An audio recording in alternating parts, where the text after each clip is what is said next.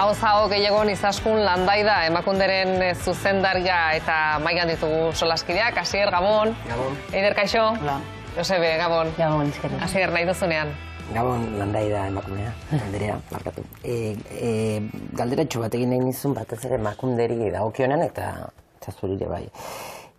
Aurten azkenean, ulertu detenagatik, babestu egiten dituzue mobilizazioak, baina greba babesten dugu emakundek eta zuzendariak greba egingo du? Bai. Zergatik bai, zergatik ez? Bai, bueno, gure martxoaren 8ko kanpaina aurkeztu genuenean, argi izan genuen martxoaren 8an mugimendu feministak duela protagonismo osoa kalera ateratzen diren emakumeak, horrexegatik guk gure kanpaina aurkezten dugu aurreko asteetan, ez? Baina bai, bat egiten dugu mugimendu feministaren aldarrikapenekin pertsonen bizitza erdigunean jartzea, zaintza lanei behar den balioa ematea, zaintza lanak erantzukizunez banatzea, emakumeen autonomia ekonomikoa, eta guzti hori jasota dago gure berdintasunaren 7. planean, ardatz konkretu baten, eta bai, zuzendaritzatik eta langileak geldituko gara, eta parte hartuko dugu mobilizazioetan, bai.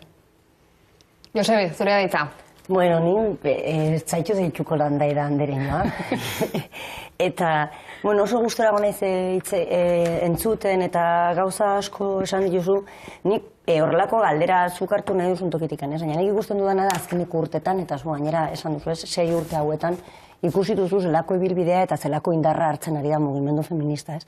Kezkatzen nau 2005ko lege hauetan baditugu gatazka batzu, gertutik ezagutzen dituzunak, adibidez alardea, esate baterako, edo beste gatazka batzu gelditzen ari zaizkigunak, bueno, hortxe, orduan galdera da, zuk ez duzu uste ja momentu hontan daukagun indarra honekin, ez lukela olako errefortzu bat egon behar Eusko Jaurlaritzan, horrelako emakunde, berdintasun politikak horrelako orain arte, lehen hitz egiten ari zinean ikerketak eta gauzak, baina orain ja behar dugu momentu bat nun kualitatibo eta kuantitatiboki nabaritzen den auzi edo salto handi bat, ez? Ez duzu uste horren beharra gaudenik, nabaritu egin behar da hemendikan urte hauetara kriston indarra dakagula eta hori berdintasun politiketan islatu egin behar da eta gauzak azeleratu egin behar direla. Bai, nik uste dut ondo esan duzun bezala gizartea gero eta sensibilizatuago dagoela berdintasun gaien inguruan eta horrela ikusi dugu ere gure berdintasunerako legearen ebaluazioa egindanean eta horrek egiten dauena da gizarte hori askoz ere exigenteagoa izatea berdintasun gaien inguruan, ez? Horrexegatik guk espero dugu eta itxaropen hori dugu, planteatzen dugun legearen modifikazio hori mugarri bat izatea berdintasun politikak bultzatzeko eta berdintasunaren aldeko eta emakumeen kontrako indarkeriari aurre egiteko herri itun bat izatea eta horren ondorioz bultzada ematea berdintasunari, emakumeen kontrako indarkeriari behar den modun erantzuna emateko eta aurrekontu importante bat izateko. Horren itxaropena dugu eta azken finean proposamenean hori islatzen saiatu gara, baina gero dakizuen bezala legebiltzarretik pasatu beharko da eta ikusi beharko da baita ere alderdi desberdinetako proposamenak eta azkenean modifikazio hori onartzeko gai garen. Baina Josebek zioenaren hildo horretatik, zeinek esango dio ezetz legebiltzarrean, ez da? Zein ausartuko da, gauden unean eginda? Nik horrela pentsatzen dut, ez? Gainera, proposamena, prozesu parte hartzaile garrantzitsu baten ondorioz egin da, orain audientzia publikorako beste hilabete bat dago, gero bukatzen danean eta txosten guztiak jasotzen ditugunean, legebiltzarrean hasiko da prozesua. Orduan, nik uste dut alderdi gehienak erantzukizunez jokatzen ari direla berdintasunaren arloan eta emakumeen kontrako indarkeriari behar den erantzuna emateko eta gai izango garela, pentsatu gure dut gai izango garela benetan 2005 urtean onartu genuen lege aitzindari bat eta oraingoan ere gai izango garela adostasun batera heltzeko eta datozen 15 urterako tresna egitea, tresna egokia egitea, ez berdintasunean aurrera egiteko. Espero dezagun ala izatea, Eider. Gabon, uste ikuspuntu pixkat ezkorra daukadala, nik ikusten dut oso batzutan aurrera egiten, baina beste batzutan ideologiko ikuste eta atzera goazela. Eta, aipatzen dena soldata arrakala, atzetik arrazoi ezberdina daude, arazo estrukturala dela aipatu duzu, baina, adibidez, ikusten duguna unibertsitatean matrikulazioak non matrikulatzen dian emakumezkoak eta gizonezkoak, atzera kada paus batzuk ere, esaterako, nik aurrezkuntzako graduan nago eta 80% emakumezkoak dira. Sektore feminizatutan lan egiten dugu. Eta, gero, lanaldi murriztuak emakumezkoak eskatzen dituzte. Lanaldi partzialak ere bai, eta gehienetan ez dira hautazkoak esango dugu, baizik eta, zaintzarekin lotuta edo eskatzen dira. Orduan, zer egin daiteke instituzio publikoetatik, nolabait, dinamika bekin edo amaitzeko, zenik azkenengo 10-15 urtetan ez dut aldaketarik ikusi, eta oso normalizatua eta naturalizatua dago, zaintzarako lanaldia murriztea, horre dauzkan ondorio guztiekin, ez? Eta Sara de la Rica ekonomilariak, eta berez aipatzen du, emakumezkoak ez dutela hori egin behar, dituzten ondorio guztiengatik. Eta nik adibidez, arlo guzti hauetan, ez dut bat ere aldaketarik ikusten. Ez dakit, zein da zure iritzia? Aldaketak egon badaude, baina oso motel doaz, ez da? Eta realitatea da gaur egun emakumeak direla aipatu duzun modun, zaintza lanetaz arduratzen direnak, zatikako kontratuetan ere gehienak dira, ordun horrezegatik uste dut agian proposamen batzuk non gurasotasun esango dut baimenak, bardinak, transferiezinak eta ordainduak izateak, agian arlo horretan pausu bat edo nabarmenagoa izango den pausu bat emateko aukera emango digutela. Orduan, enplegu publikoaren lege horretan planteatuta dago horrelako proposamen bat, non gurasotasun baimen horiek bardinak izan daitezen eta transferitu zinak eta ordainduak, eta iparraldeko herrialdeetan horrelako neurriak klik bat egiteko proposamenak izan dira, eta espero dugu gure kasuan ere horretarako balio izana bai. Izaskun Landaida, Emakunderen zuzendaria, eta mil esker, hau gehiagon izateagatik, eta tira, ikusiko dugu, greba egun horretan, martxoaren 8an zer gertatzen den, ia mugarria den, iaz bezala. Ziur baietz. Ia zer gertatzen den. Urrengo bat arte. Solaskideok, Eider, Asier, zer diozuen, non jarriko dugu azpimarra, nondik hasiko gara realiziarekin? Asier? Nik igual atentzioa deitzen dit, hemen Estatu Espainiarrean askotan hitz egiten da berdintasun politiketaz, EAen askotan hitz egiten dugu ere bai giza garapenaz, eta atentzioa deitzen dit atentzio gutxi jartzen zaion dimensio bati, dela sozioekonomikoa, gaur hortaz hitz egin dugu, eta asko hitz egiten dazken aldi honetan, baina egiten diren ikerketa guztietan, dimentsio sozioekonomikoan oso atzean dabil Estatu Espainiarra eta EAE bereziki. Adibidez, gender gap da txosten bat egiten dena Davoseko taldeak egiten duna Suitzan, eta da ikusteko ze arrakala dago munduko herrialdeen artean emakumei dagokionean, arrakala gizonezko emakumezkoen artean, dimentsio desberdinetan, dago osasun dimentsioa, hezkuntza dimentsioa, dago dimentsio politikoa eta dago sozioekonomikoa. Sozioekonomikoan Espainiaren posizioa da 80garrena. Hau da, erditik bera. Eta gure politikari askotan entzuten dugu, EAEren kasuan adibidez askotan ez da ze giza garapen handia daukagun, ze indizean ze aurreratua gauden. Eta askotan ere beste gai batzutan entzuten gu sozioekonomikotan ze ondo dagonea Espainiarekin alderatuta. Espainiarekin alderatzen baldin badugu ere EAEren posizioa txarragoa da. Beste txosten batetan, Women in Business, Grant Thorntonek argitaratzen duena, direktiben eunekoa, Europar Batasunean 27 da. 27 estatu Espainiarrean. Direktiba kopuru altuena daukana Errusia da, 27. EAE dago 21. Eta begiratzen baldin badegu enpresei ez dakatenak direktibarik, elkarte autonomen artean, EAE da bigarrena. 22arekin, eta Espainian bataz besteko 20 da. Atentzio deitzen di dimensio horrek daukan pixu txikia, ze askotan, beste gai askotan, gustatzen zaigu asko konparatzea Espainiarekin eta munduarekin. Eta hor, konparatzen baldin bagea, benetan oso atzekaldean gaude. Eider. Hor ere ez gara oasia. Nik emakunderi eskatu alzaio, seguramente eskatu alzaiona, baina nik uste aipatu ditugun diren neurri horiek emakume gehienei bez dietela eragiten, ez diot inolako importantziarik kentzen gaur onartutako, baina esatea kargo altuetan 50% emakumezko eta gizonezkoa izatea niri izan ondo irutzen zait, baina urtet kolektibo gehiena kanpoan ez nugula usteet Eskola Herriko emakumeen arazo nagusiak ez direla horiek, ez?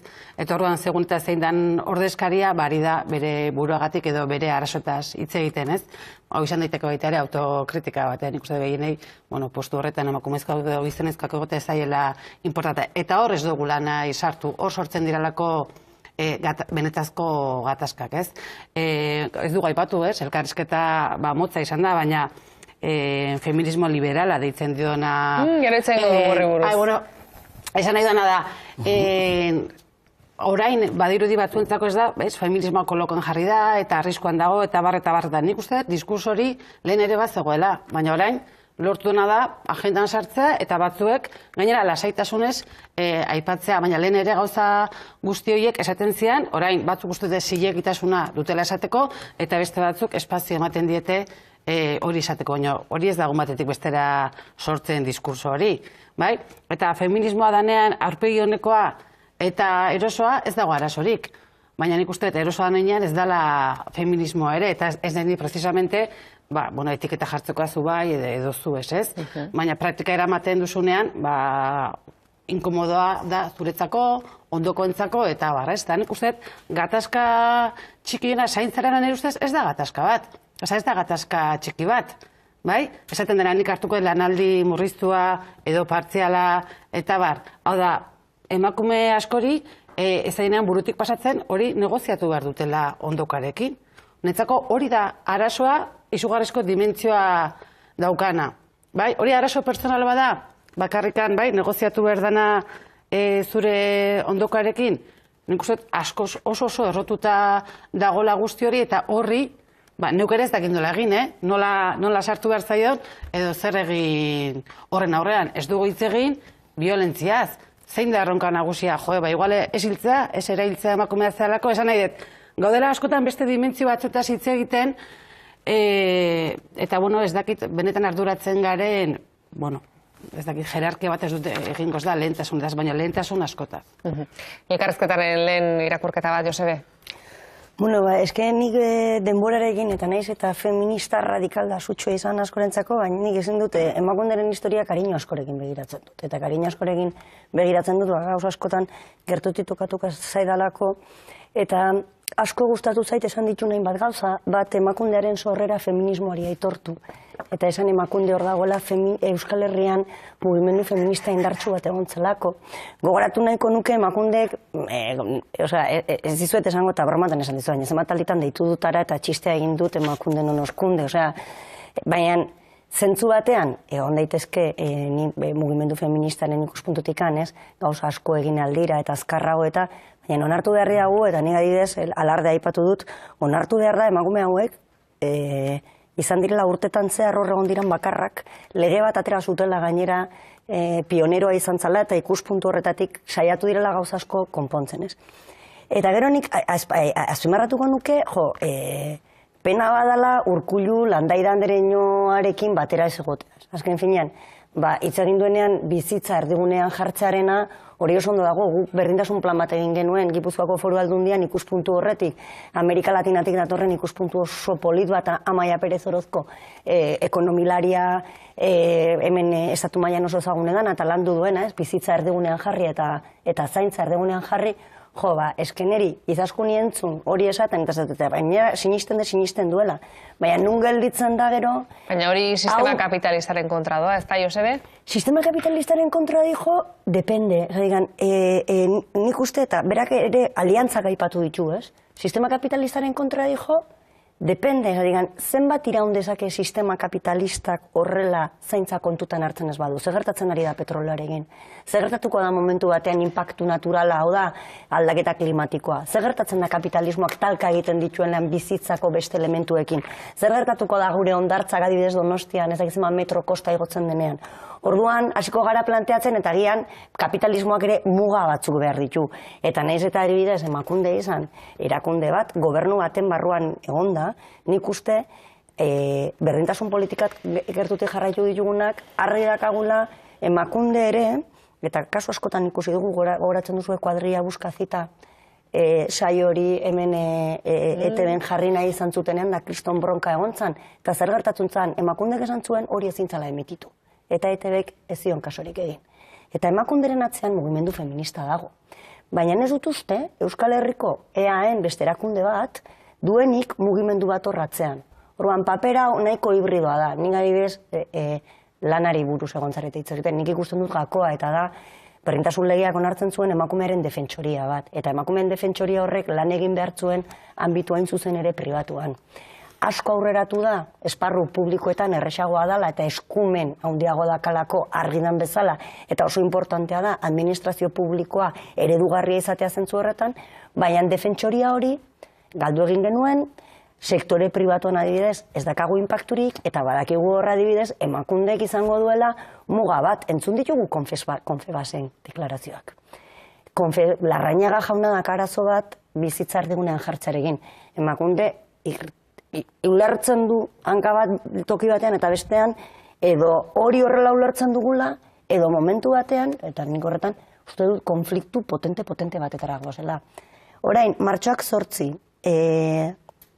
8 dakagu mahai gainean, eta esan, nik uste, momentu honetan, bai estatu mailan, bai internazionalki, ea dagoen mugimendu bat, kalean, duen indarrarekin, bizitzen ari garan, involuzio guztiai, eta ez naiz ari bakarri feminismoari buruz hitz egiten, ari naiz arrazakeriari buruz hitz egiten, ari naiz pobreziari buruz hitz egiten, zuk pentsioak atera dituzu, ea dago mundu mailan beste mugimendu bat erantzun bat eman dezakedana mugimendu feministatik aparte. Eta gai dena, adibidez, hori ez, aliantzak sortzeko, ez du esan, baina Emakunde oraintxe bertan lanean ari da Euskal Herriko mugimendu feministarekin, guk Euskal Herriko jardunaldi feministak egin nahi ditugu, eta Emakunderentzako estrategikoak dira Euskal Herriko mugimendu feministaren jardunaldiak, ez? 10 urteaz behin egiten direla. Nik uste horrelako erakundeak beharrezkoak direla, intersekzio horretan, aliantza horietan, agira berak aipatu du mugimendu feministarekin aliantza aipatu du, eta ni ez nago ohituta entzutea adibidez, politikaria ez dut ikusten Urkullu esaten mugimendu feministarekin aliantza bat behar duenik.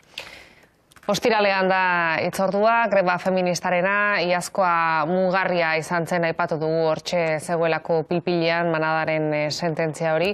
Adituk diote, 4. olatu feminista datorrela, eta olatu horren muinean dagoela indarkeria horren kontrako borroka eta esplotazio, eta emakume asko sentitu direla identifikatuta bi ardatze horiekin, eta horregatik berrindartzen ari dela horren beste mugimendua.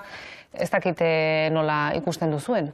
Lehen esan dut ikuspuntu eskorra jarriko dudala, nik, zenbaitetan, ez dira bakarrik aurreko urteko irudiak, baizik eta gaztetxoak ikusirik, eta nola hitz egiten duten, eta, zentzu batetan, iruditzen zait, adibidez, nik adin horretan nuena baino, bai, kontzientzia gehiago izan dezaketela, zentzu horretan, baina nik gero, egunerokotasunean, alderantzizko, involuzioa aipatu Josue, jarrera batzuk, edo desente, ikusten ditut, ez? Izan daitezkela, modan jarri izan garai batetan, ez da, mikromatxismoen kontua. Nik ez dakit mikromachismoak dian, baina nik entzuten ditudanean hitz egiten maitasunaz, maitasun erromantikoaz, jeloskorra izateaz, amatasunaz, eta bar, sesango izu, nahi iruditzen zait, atzera guazela. Nik ulertzen dudan bezala atzera guazela zentzu batean, ez? Ni adibidez, seguramente hau bakoitzari tokatzen zaiona ulertzen du, ez da? Larriena dela, baina ni adibidez amatasunaren kontuarekin, oraindik eztabaidak izatea zergaitik bai, zergaitik ez, edo justifikazio bat, niri hori hain adin gazteko jendearekin ez zitzaidan gertatu, eta orain gertatzen zaitez. Eztabaida diozu amatasunaren ama izan edo ez izan? 2019 nolabait justifikatu beharra zein da zure autua edo benetan ulertza jendeak autu bat dala ez. Eta nik uste nuen, gauza horiek ja, maila batetan edo belaunaldi batzuetan ja, gaindituak edo zeudela eta orain ikusten dut esetzez. Eta batzutan, hainbeste nago aserretuta gai honekin, orain ikusten dut gainera, eta sektore ezberdinetan, eta orain hautagaitzak eta ateratzen ari direla eta bakoitzak definitzen duena bere burua da abokatu euskaltzela eta ama. Eta hainez fijatzen gainera nor jartzen duen eta norkez, eta gizonen inguruan ez dakit. Aita dian, ez dian, eta interesatzen zait, bat erez. Baina, kuriosoa irutzen zait, emakumezkoa jartzen. Ez dakit ulertzen dan sesan nahi dudan, Eta jartzen badute txalotu egingo du. Orduan, ze gertatze da horren inguruan, nik uste du horre badagoela nahiko aztertzokan erik, izugarrizko atentzioa ematen dit. Involuzioa ikusten duzu zuk ere, Asier, ez? Baikorragoa zara? Ez, aspektu batzutan egia da, gazten artean ez dakit izango da edabideek eta duten indarragatik edo, baina berriro ere, egia da umeak ginean, gutxenez 80. hamarkadan umeak izan gineanak eta gogoan dokat behintzat ikastolan oso importantea zen genero rolak eta ez bere iztea, jostailuekin eta zaintza berezia izatea, eta nengoan tokatu zitzaidan jutea plaza berrira. Igande batean, igual hemen ikusentzule jakingo dute behintzat Bilbokoek, plaza berrian umeak eta egoten direna kromoak eta trukatzen, ezta? Eta, ikusi nu, daudela mutilak alde batetik, kiroletako, futboleko kromoak eta trukatzen, eta neskak daudela printzesen, eta da, printzesenak, ez dira... Eta horrekin daraman genero rol guztiarekin. Eta daukadan sensazioa da, nera beharuan eta hori ere asko berproduzitzen nahi dela.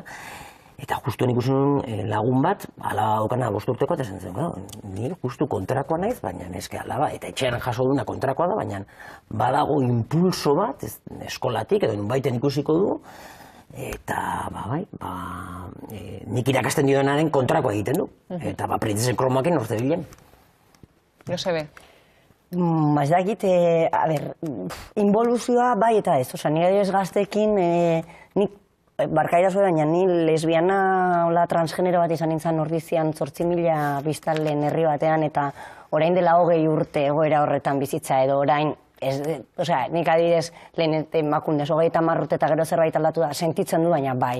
Ni adibidez, nire lagunek lesbianak kalera ateratzen zirenean, jipoitu egiten zituzten, eta orain ja ez gaituzte jotzen, ez ditugu eskerrak emango, baina nik uste involuzioa dagoela, matxismoa berrantolatzen ari delako, beraiek aipatzen ari dira gauza bat, egia da, 80. hamarkadan Euskal Herrian borroka honetan bizi ginean, eta borrokak ez zituen generoak bereizten, edo rockaren estetikak ere ez zituen beste generoak berezi, edo punk estetika ez zituen beste generoak berezi, ez? Eta orain egia da, estetikoki, ez? Eta Euskal Herrian hau txokantea da, ez? Mutila geroz eta mutilagoak, eta neska geroz eta neskagoak, edo kroasanak, ez? Gimnasioaren eta maskulinitate doiek. Bueno, nik ez egit hori noraino, izan daiteke hori involuzioa, baina nik gaur egungo gazteek ikusten ditut, prestatuagoak gauza batzuetan, gaitasun gehiago dakatela gauza batzuetan hitz egiteko, eta bai ikusten dudana da, gazte gaxuak, momentu honetan involuzioa dator, sare sozialetan dagoen antolaketa, ikusten duten pornografia erabat matxista bat, sexua ikasteko modu bakarra da, kontestu hori, ikusten dut involuzioa ikusten dudanean, momentu honetan legala dela partido politiko bat esatea, Espainian ez dituztela emakumezkoak akatzen, salaketa faltsuak hor darela, involuzioa dator, matxistak antolatzen hasten direnean, sare sozialetan, egi ostea gamai gainean dakagunean, diskutitu behar ditugunean egi evidenteak, orduan datorkigu involuzioa. Eta nire ustez, involuzioa dator momentu honetan, eta argi ikusten dute, alde eskuindarrenak eta fascistenak argi ikusten dute feminismoa da larerioa. Feminismoa jomugan, hortxe dute eta badakite zergatik, ez? Kasadoren familia hori da involuzioa. Hori da, azken finean, tipoa egotea, 70. hamarkadako apaiza baten, diskurtso batean sartua, esatea guk ez dakigula zer eramaten dugun barruan, esatea maltratadore bat jakinda urtean gutxi gora bera, 115 emakumera hiltzen dituztela, esatea dela ese que no trata bien a las mujeres. Orduan, hori da involuzioa, eta hori azken finean komunikabide guztietan normaltzat hartzen denean, eta onartzen bada lamanadako bortxaketa praktika sexuala arruntat ezela, lehen esan duzu urte badaramagu kalean daude, kalean jarraitzen dute, hori da involuzioa. Baina nik gazteek ikusten ditut geroz eta prestatuagoak, eta kaleen neskak geroz eta antolatuagoak, eta bukatzeko, involuzio bat ikusten dut ere ezkertiar mugimenduetan. Momentu honetan dago neomarxismo de txitxilinabo bat, ez duen artikulatzen ez klase kontzeptua ondo eta ezer, eta berriro ere gaude, Vox, enemigoa feminismoa, eta ezkertiar neomarxista hauen artean ere enemigoa feministak. Orduan, involuzioa da azkenean bukatzen badugu feministak sorginekin batera sutetan erreta. Orduan dago involuzioa, baina nik espero dut benetan indarra erakustea galean eta gutxienez gaur egun orain dela 10 urte ez zegoen indarra kalean. Orduan hori txalotu behar dugu. Eta feminismoaren artean eta feminismoaren kontra sortutako mugimendu horren erdigunean kokatu nahi duen beste feminismo suabeago bat sortzeko nahi ikusten duzu, ez dakit, badirudi badagoela hor feminismo bat agian eduki erradikal hori kendu nahi diona, edo bestelako hain eraldatzailea izan ez adin. Gaur Julia Goikoetxeak honen inguruko artikulu bat idatzi du berrian, eta iruditzen zaita agian, referentzia egiten ari zela Ines Arrimadasek berriki aldarrikatu duen feminismo liberal horri. Reivindicar el feminismo desde el liberalismo. Hoy vamos a presentar nuestro manifiesto por un feminismo liberal, por un feminismo moderno, por un feminismo inclusivo, por un feminismo que no excluye a nadie que quiera estar en esta lucha por la igualdad. Y lo vamos a hacer sin complejos. Un feminismo que no deja a nadie atrás, que no criminaliza porque sí. Hortaz, Arrimadasen arabera, feminismoa ez da modernoa, baztertzailea da, eta ez da inklusiboa. Bueno, nik ez da baian zartuko hori zer dan, ez da? Baina nik bai uste, ez dakit hitza zuzena da, kontzeptua, Josek askoz gehiago daki eta esango idez, baina nik pentsatzen egon naizonen inguruan, baina feminismo ezberdinak existitu direla, bai. Eta ez dakit feminismo liberala kendu ingo osea, Arrimadasen adierazpena, baina nik ulertzen dudan moduan, nik feminista liberal pilo bat ezagutzen ditut. De hecho, ezagutzen ditudan gehienak dira. Esplikatu, ezan nahi, zertaz arduratzen dira, edo bereiek nola zergaitik ulertzen dute feministak direla, bai? Eta orduan, lortu nahi duten posizioa da, bere klase sozialeko gizon heterosexual txurien pozizio hori, baina astuta gainontzeko diskriminazio desberdintasun guztiak. Hori existitzen da? Bai. Hori ez dakidan zehazki ulertu aldugun feminismo liberal bezala, bai? Horregatik galetzizu hori etik eta hori dan, baina feminismo ezberdinak existitzen direla? Bai. Borroka ezberdinen transversalitatea, bai? Klase borroka derrigor barneratu beharrena. A ber, hemen mugimendu ezkertiarrek, alderdi ezkertiarrek, klase borroka, klase gatazka, handi batean utzi dute. Benetan uste dugu, bai, orain kapazitatea lortzen badu perfecto, baina oso zaila da mugimendu, bai, feministarekin nola bat egiten dutenak edo euren burua feministatat jotzen duten guztiak hori ere barnean izatea, bestela beste gizarte bat izango genuke. Orduan, nik berizkutu inorri etiketa jarriko, baina nik eno esaten dutenak, bai, euren burua feministatzat jotzen dutenak, eta bapatean borroka guztiak kontutan hartzen dituztenak, ba, asko daude, baina ez guztiak inolaz ere. Josebe? Zuzendu aldiazu, Bai, Bueno, feminismo liberala existitzen dela, bai, orain, Arrimadasek esaten duen hori dela, ez. Hori izan dut, baina... Ez que, karo, ez da gertatzen da. Baina ikusten duzu saiakera bat feminismo deskafeinatuago bat sortzeko horren inkomodoa ez dena, eta... Hombre, a ver, helburua da feminismo machista bat sortzea. Ez daki konturatzen zaren, zati gainera da feminismo bat, nun aurpegiratzen duena da, beste garela feministo eskluiente bat, beste garela gaiztoak, eta beraiek izango direla onak. Hori ez da feminismo. Ez nahi dut, zure posizionamiento feminista botatzen duzunean, esan zergatik zara liberala. Liberala izan beharko zara bakarrik sistema ekonomiko honetan kokatzen zarelako, kapitalismoak ez ditzulako inungo ardurarik edo inungo problemarik sortzen berdintasun honetan, eta zu nahi duzuna da, partxe txiki batzuk, hainbestez jotzea, hainbestez bortxatzea, eta lau gauza gutxi, eta punto, eski hori da, berak planteatzen ari dena da hori. Feminismo radikala, ez da feminismo radikala, garrasi gehiago egiten dugulako, bigota daukagulako ni bai, baina itxusiagoa garelako eta gizonak gehiago gorratatzen ditugulako, ez. Gainera, feminismo radikalean, nik dakidala, historikoki ere egon dira gizonezkoak feminismo radikalarekin bat egin dutena, ez. Feminismo radikalana da, esaten duena da, azken finean, momentu honetan, gizartean dagoen elementurik importantea da, nola produzitzen den gure gizartea. Gure desira, nola ulertzen dugun gizon izatea, emakumin izatea, produkzio sistema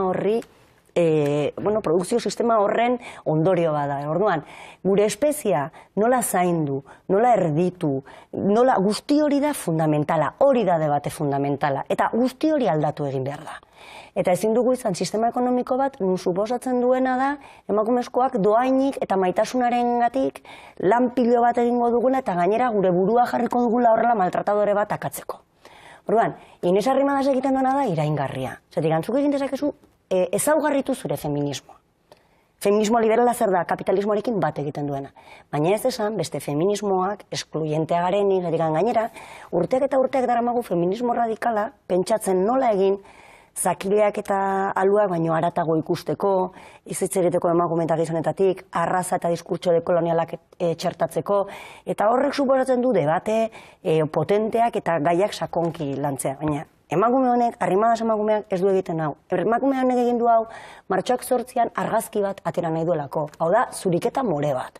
Hau da, aurpegi, lotxagabea izatea, Voxekin paktatzea Andaluzian eta gero martxoak 8 manifestaziora jun nahi izatea. Tarotarako asmatu behar du termino hau.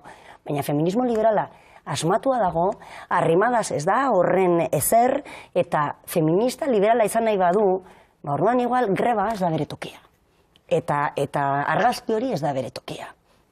Ulertu dezala, ze oinarri edo feminista liberalak Ronald Reaganekin ere egon ziren. Baina ez zeuden mugimendu feministarekin grebak egiten.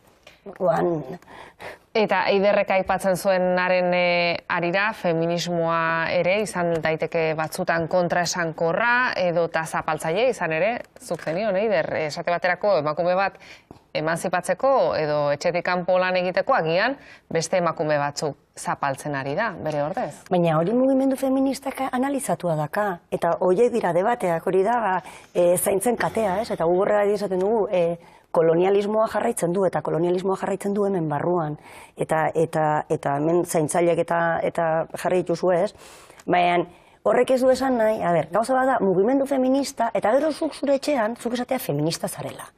Inungo, nik esan dezaket ere, Frantziako erregina naizela. Bale, feminista izatea da, autokritika izatea. Zaintza lanetan adibidez, ez dakit, nik ezagutzen dut, adibidez, emakume bat esan duena ez, nik nire etxean ez dut inoiz sartu beste donor nire etxea garbitzera eta nire kaka garbitzera. Beste batzuk esaten dute, nik egiten dudana da, soldata duin bat hor jarri ez, baina problematizatu duguna hori feministak izan gara. Gero individualkin koherentziak daudela, milaka. Baina eske emakume hau ez da antolatu mugimendu feministarekin. Eta feminismoak izan ditzazke hankasartze asko eta debate asko, baina nik uste dudana da ez dugula hau egiten. Hau da, oportunismo politiko gutxa, eta tipa honei duena da martxoak 8an argazki bat atera, eta jungo da bestearekin, eta gero, eta Pablo Casado igual ere agertzen da, eta gogoratzen dizue, sekzion femeninan, aseran, desdakit entzun dituzuen, sekzio femininaren diskurtsoa, baina sekzion femeninan, gizon batek esaten zuen, no se olviden que el verdadero feminismo es el que pide para la mujer las tareas que le corresponden, eta horrela esaten zuten. Benetako feminismoa da etxean gelditzea. Hori sekzion femeninak esan du, eta esaten zuten feministak zirela. Sekzion femenina hori esan badu, arrimadas esan dezake nahi duena. Eta argi dago ere gizon feministek bestelako gizontasun, maskulinitate ereduak bilatzen hasi beharko direla eta birkokatzen, nola ikusten duzu Asier? Bai, hortaz ari zen ointxo bertan Josebe, ez da? Feminismo eta hitz egiten dugunean, eta inkluso gizonezkoen batzutan lotzen direnean feminismoarekin, hor batzuk maskulinidadea zentroan jartzen dute eta deseraiki beharra, eta beste batzuk berriz ez, esatu dutena berdintasuna, berdintasun ekonomikoa, ez dakiz zer, jakin badakigu sustraiak oso sakonak direla, eta alde horretatik nik uste momentu hontan dagoen beldurra eta dagoen kontrako mugimendu hori feminismoaren aurka dala hain zuzen ere behintzat Estatu Espainiarran ze munduan denetik dago, zengo nukenik.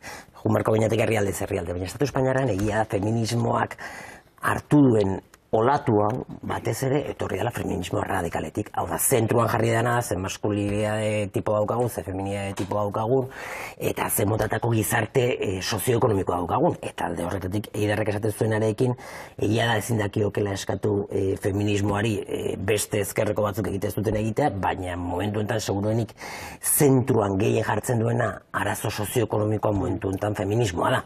Eta behintzat egituraz ikuspegitik, ez da? Egitura maskulinidadea deseregitza egituraz hitz egitea da, eta kapitalismoa desegitea da egitura desegiteaz.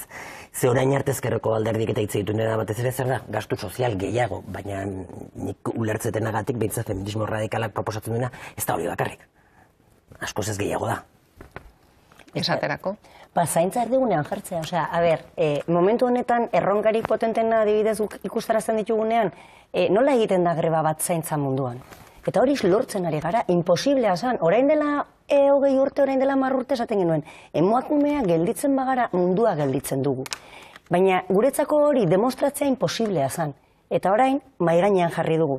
Eta maigainean jartzen ari garena da, beste balio batzuk daudela. Osa, nik ez daki kapitalismo etiko bat egon daiteken, baina argi dagoena da, kapitalismoari jendea etzaio inporta, erdigunean bizitza jartzea suposatzen du beste logika batzuekin funtzionatzea, eta gizartea antolatzea beste lehentasun batzuekin. Eta badirudi gizarteak horrekin bat egiten duela. Jendea ulertzen ari da zaintza greba egin behar duela. Gizon batzuk ulertzen ari direla, igual lantegitik atera behar direla, baina egun horretan zaintza guztiak ez ziurtatu behar dituztela. Orduan, nik uste gizarteak ulertzen ari dela, zein den aldaketa hori, eta greba hau, arrakastatxua bada, da lehenengo aldiz, planteatzen delako greba historikoietatik aldaketa bat. Nunez dan bakarrik lantokietara begiratzen. Baizik hitz egiten ari da, greba holistiko batetaz, orokor batetaz, hau da, ikustarazteko zenbat elementu beharrezkoak diran bizitza mantentzeko. Eta horrek ikusi zelako indarra duen. Osa, nik uste dut orain beste greba bat horrela planteatua, ez litzateke, ez luke olako arrakasta bat izango, eta gainera oso estrategikoa da. Eta gero, begirazuk esan duzu, ze sektore ditugun momentu honetan gatazkak, zainketa guztiak ditugu zalantzan. Eske momentu honetan bizi gara gizarte batean, ulertzen duen, Ronaldo bezalako tipo batek, kobratu ditzazkela milioiak, lapurtzeko, bortxatzeko, nahi duena egiteko, futbolari izateagatik, eta erresidentzia batean lan egiten duen emakume bat, ezin da 1.500 eurotara iritsi. Orduan, feminismoak esaten duena da, haizu, gizartea burutik gaizki dago. Ezin diogu lehentasuna eman olako pertsonaje bati, eta gero gure zartxuak utzi hiltzen, egoitza batean aparkatuak pertsona batekin ez dituenak 5 minutu, pertsona hori dutxatzeko, gosari bat emateko eta txukun goizean usteko ez. Orduan, hori da feminismoa jartzen duena maigainean, eta da paradigma aldaketa potente bat. Da kasue, Gipuzkoako Foru Aldundian berdintasun plan bat eginda ikuspuntu honekin. Nola egin bizitza erdigunean jartzeko. Eta benetan eskertzekoa da, Landaidak esan duena, zetik esan nahi du, nahiz eta EH Bilduko gobernu batean berdintasun plan bat egin ikuspuntu honekin, bera, PNV-ko gobernu batekin, erakunde bat, emakunde bezalakoa, ikuspuntu hori jarri du, eta esan du gainera, greba hau gure berdintasun planarekin bat egiten du. Nik uste ez dagoela horrelako grebarik, eta ez dagoela horrelako diskurtso politikoa ambiziosorik. buelta eman bertzaio, ikustarazi behar da, eta ikustarazten ari gara. Ez dago beste greba bat, ikustaraziko diren etxeko lanak, umen zaintzak, janarian nor prestatzen duen, guzti hori ez da ikustaratzen bestela. Eta ez da ikustaratzen ze importantzia da gure gizartean. Bizirik jarraitzen dugu zaintza lanengatik, ez petrolioari esker. Atos nago. Esan duen guztiarekin, hau da, nik nire egunerakotasuna edo nire ingurunean ikusten dudana, hori da. Ez dakidan arazo nagusia, arrakalaz hitz egiten dugu, ezberdintasuna, baina horrek azken finean, era batera edo bestera denok bizi izan dugu, ikusi, sufritu, nahi duzu bezala, ez? Eta interesante irutu zait nola saldu dian emakumezko helduak, bai? Eta asko, berandu, baina guain jabetu diala, eta niri hori horrek kriston oposa ematen dit. Beti hitz egiten dugu, 18-16 urteko gaztetxoetaz, baina nahi orain 70 urteko emakumezkoak esatea planto ingo dugu, edo orain entzuta orain jabetu gara, bai?